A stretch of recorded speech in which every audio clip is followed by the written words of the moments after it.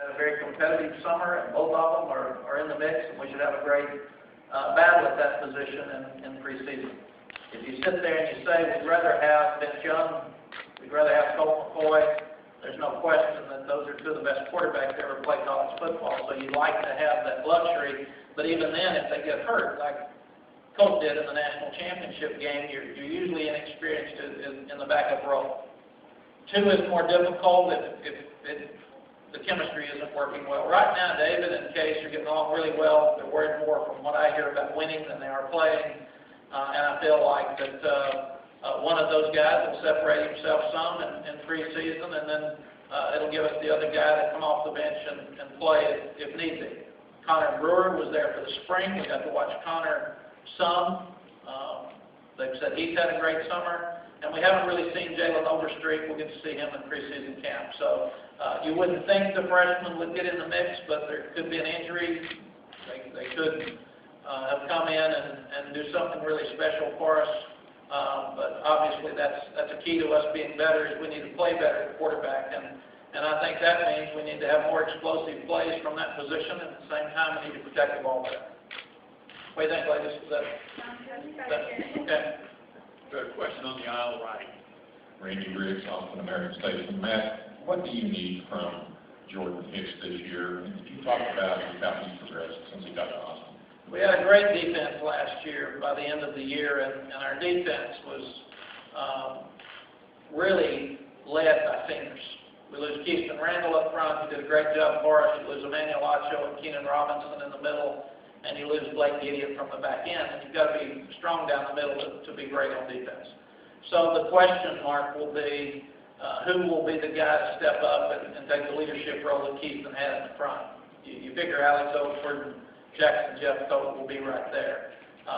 Linebacker, the oldest one and the most experienced one is Jordan Hicks, and he's played in some big ball games and played very well for us. He needs to stay healthy, and he needs to be the leader in the middle of that defense and kind of captain the defense for us. And I think he understands that role, and that's one of the reasons he's here today. Got a question all the way in the back corner right. Matt, Kevin Flaherty, Fox Sports. Can you talk? Can you talk a little bit about what Carrington Bynum brings to your defense, and is he flying a little bit under the radar as far as the national scene is going at this point? Yes, Carrington will be one of the best defensive backs that we've had. He's smart. He's in great condition. He's very confident.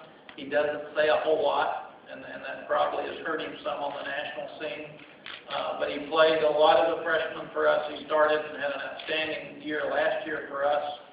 He's a guy that can intercept the ball. He can make plays. He's physical.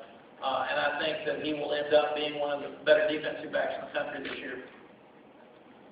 Got a question on the left. Chuck, put your hand up so you can see what you're hearing. Chuck Carlton, Dallas Morning News.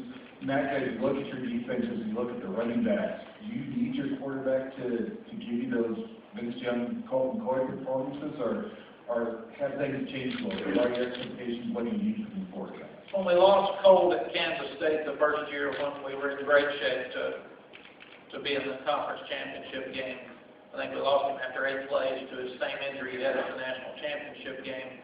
Cost us a chance to play for the championship that year. At the national championship game, the 5th play of the game, same injury, very similar, down on the goal line, puts him out for the ball game. So you go back and look at our BCS games, we haven't run the ball as well as we needed to in those games.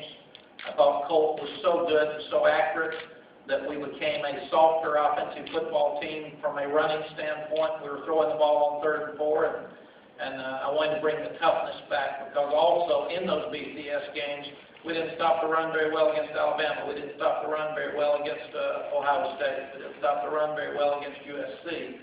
So I want us to get so we are a more physical football team from top to bottom. And I also don't want to have it where the success of our football team is totally on one person's shoulders for him to have a great day, not a good day, or for him to be healthy. And to do that, we've got to get better around the 2 quarterbacks. So we'd still like to have those plays out of our quarterback like we had with Vince and Colt, but we'd like to be in a position where if one of them isn't able to play that day, that we could still have the same success as an offensive team. Question on the outside right, and we'll move to the left. Thanks, hey, John Hoover of the Tulsa World. You mentioned, you said we think one of these guys will separate himself some. What indications do you have at this point that will happen between David and Case? I've got 37 years that says, John, it'll probably happen one way or the other, and usually the players will choose them for you. If not, you bring in key players and ask what they think. But usually somebody will tweak an ankle or somebody will have a sore shoulder, and it may not be just by performance that it separates. And if it doesn't separate, you choose one to start the game. If he doesn't play well, you put the other one in.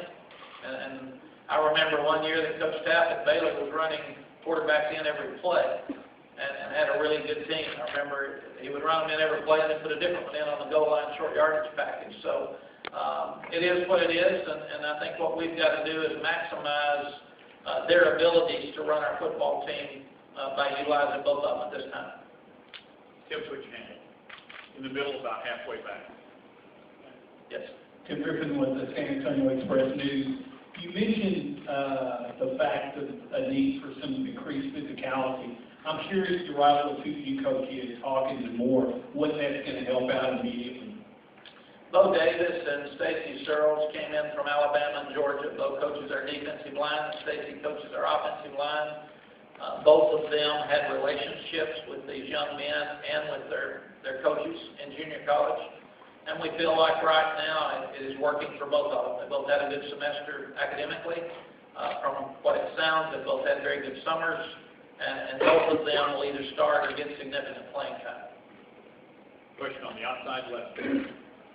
Larry Kirkhoff from Kansas City Star.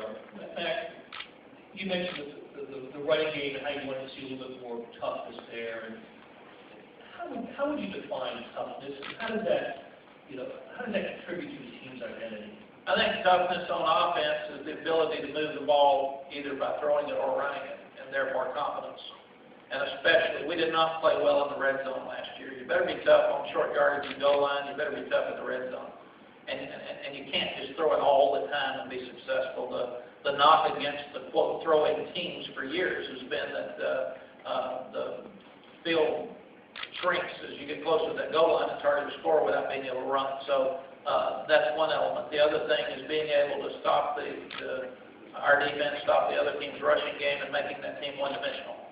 So it's hard to win if you're one-dimensional. And we always felt like even with Mike Leach's teams, if we took away the screen game and the draw game, we had a chance to win the game. If you allowed him to run the ball and throw the screens and you had to plant your feet and stop that element of the game, he was going to beat you behind you and beat you deep. So trying to be tough enough to make the team one-dimensional. The other thing is we go back to the biggest difference in football games is turnover ratio, and you need the big hits.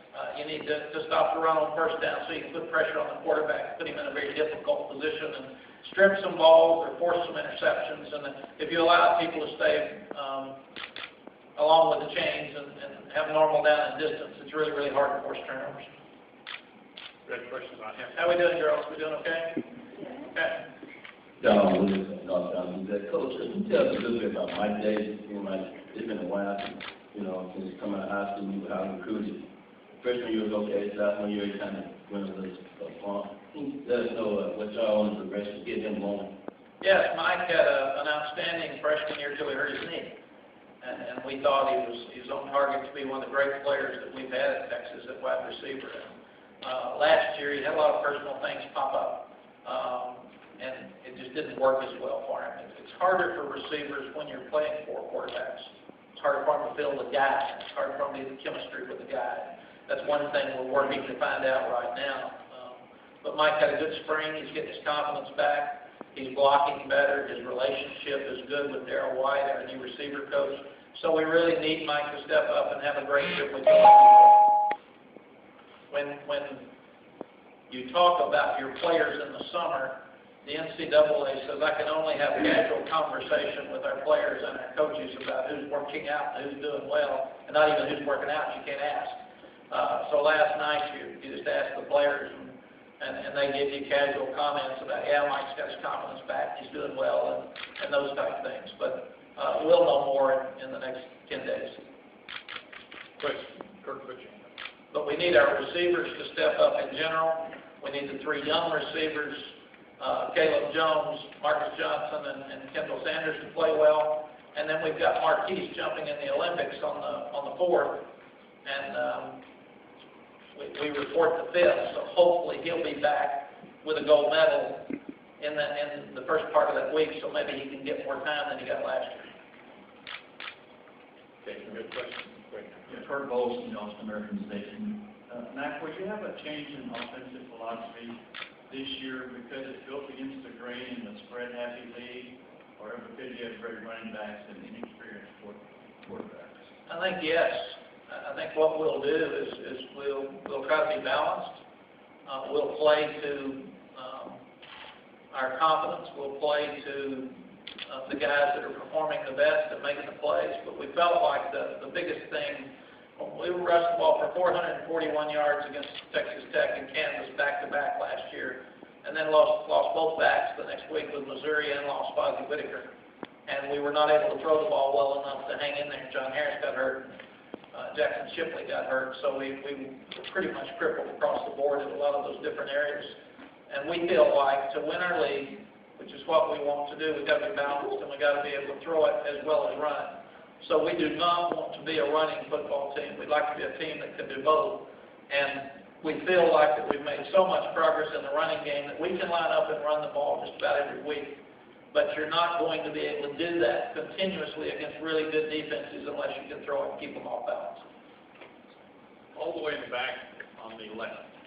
Chip Brown, OrangeBloods.com. Mac, how much better do you think your defense can be in year 2 under Manning? I don't know. The question mark about our defense will be, can a Steve Edmond replace a Keenan Robinson, and will Jordan take that leadership role of Emmanuel Acho, and will one of those defensive linemen step up? Because I thought Houston Randall had a great year. I thought he was really drafted much lower than we thought he should, because we thought he was a better player than he was drafted, and he's going to make the team and stay with them right now. What we've got is really good players at those positions. We don't have that senior leadership. We only have 2 seniors that would start today on defense, and we probably have 2 seniors that will start on offense. So it'll still be a really young football team. So the leadership's going to have to come from within with some of the younger guys. Coach Brown, you broke the record. That's 10 questions you took this morning. That's pretty good. Thank you very much. Appreciate your comments. Have a good season. Thank you.